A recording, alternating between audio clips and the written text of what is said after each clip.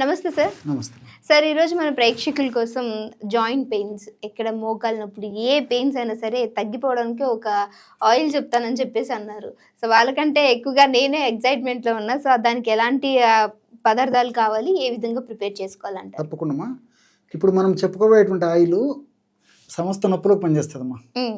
So ప్రతి ఇంట ఉండదగ్గ దివ్యమైనటువంటి ఆయిల్, పెయిన్ రిలీవర్ ఆయిల్ అంటే ఈ ఆయిల్ అని చెప్పుకోవచ్చు. ఓకే. సో ఈ మధ్య కాలంలో ఇంట్లో ఉదాహరణకి 5-6 మంది కుటుంబ సభ్యులు ఉదాహరణకు ఉన్నప్పటికీ ఇంచుమించు 3-4 కూడా నొప్పులమ్మా.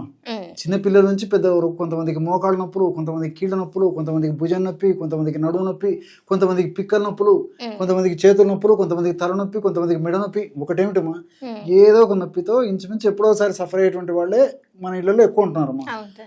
అన్ని నొప్పులకి సమర్థవంతంగా ఎదుర్కొని ఆ నొప్పులని చిటికలో వేసినట్లు వెంటనే సమర్థవంతంగా సత్వరమే తగ్గేందుకు ఉపయోగపడే ఆయిల్ తయారు చేసి చూపిద్దామా. కేవలం 4 పదార్థాలతో బ్రహ్మాండమైన ఆయిల్ తయారు చేసుకోవచ్చమ్మా.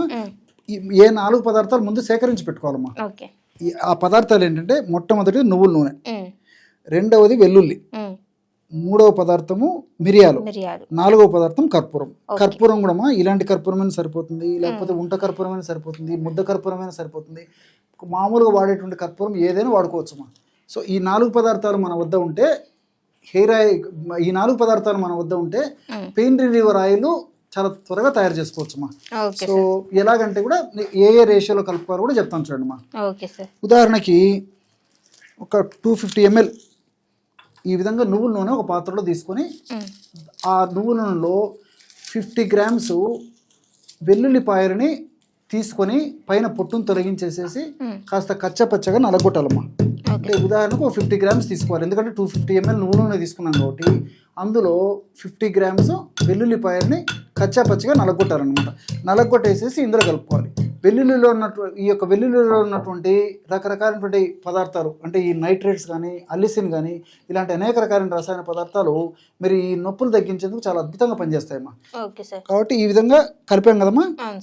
ఈ నువ్వుల నూనె కూడా నొప్పులు తగ్గించడానికి చాలా బాగా పనిచేస్తుంది.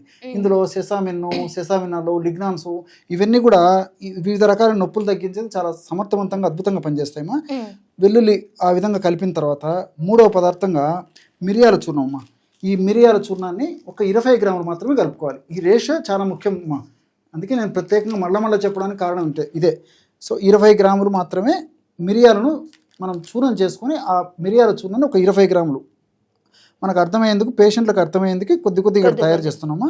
మిరియాల చూర్ణము ఒక 20 grams కలిపారు కదా. చివరగా కర్పూరాన్ని ఎలా కలపాలో మళ్ళీ చెప్తానమ్మా. ఇప్పుడైతే వద్దామా. సో ఈ నువ్వుల నూనె ఈ 2 పదార్థాలు కలిపిన యొక్క పదార్థాన్ని పొయ్యి మీద పెట్టేసేసి సన్న మంట మీద కాస్త వేడి చేయాలమ్మా. సో సన్న మంట మీద కొద్దిసేపు వేడి చేసేసరికి ఈ వెల్లుల్లిపాయల్లో అంటే ఈ యొక్క తెలుపుదనం ఉంది కదమ్మా, ఈ తెలుపుదనం అంతా పోయేసేసి కాస్త గోధుమ రంగులోకి మారిపోతుంది అనమాట.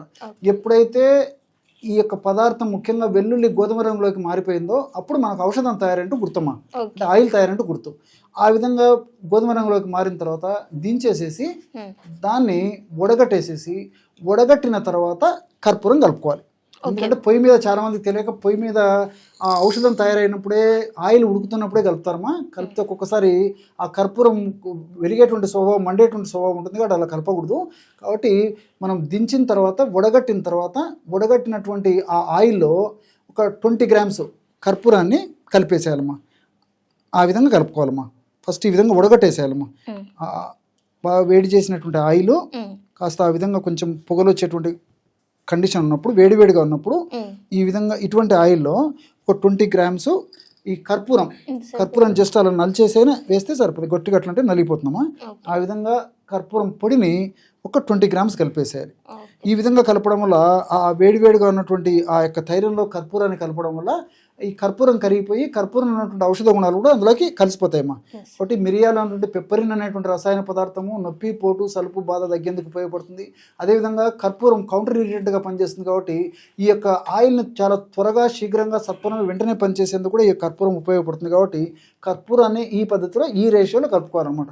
ఈ విధంగా తయారు చేసుకోవడం వల్ల మరి చల్లారిన తర్వాత ఒక గాసీసాలో నిల్వ ఉంచుకొని రోజు ఒక్కసారి లేదా రోజు 2 సార్లు లేదా ఎప్పుడు అవసరమైతే అప్పుడు ఈ యొక్క ఆయిల్ని ఆ నొప్పి ఉన్న చోట సున్నితంగా మర్దన చేస్తుంటే చాలమ్మా.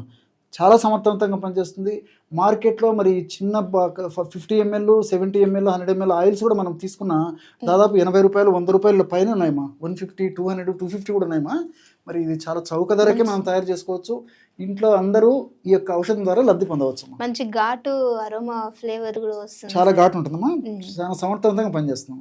Okay sir. సో చూసారు కదా, మోకాళ్ళ నొప్పులు ఉన్న వాళ్ళకి ఈ ఆయిల్ అనేది చాలా దివ్యటి ఔషధం అని చెప్పొచ్చు. మన అంటే ఇంటేక్ ఎంత తీసుకున్నా బయట రిలీఫ్ అని లేకపోతే ఇంకా పెయిన్స్ వచ్చేసే అవకాశం ఉంటుంది. సో అలాంటి వాళ్ళకి ఈ ఆయిల్ అనేది చాలా చక్కగా పనిచేస్తుంది. సో మోకాళ్ళ నొప్పులు ఉన్నవారు డెఫినెట్గా ఈ వీడియో చూస్తూ ఉన్నట్లయితే ఒక్కసారి ఈ ఆయిల్ని ట్రై చేయండి. ట్రై చేశాక మీకు ఎలా అనిపించింది, ఓకే ఆర్ నాట్ అనేది కూడా కింద కామెంట్ చేయండి.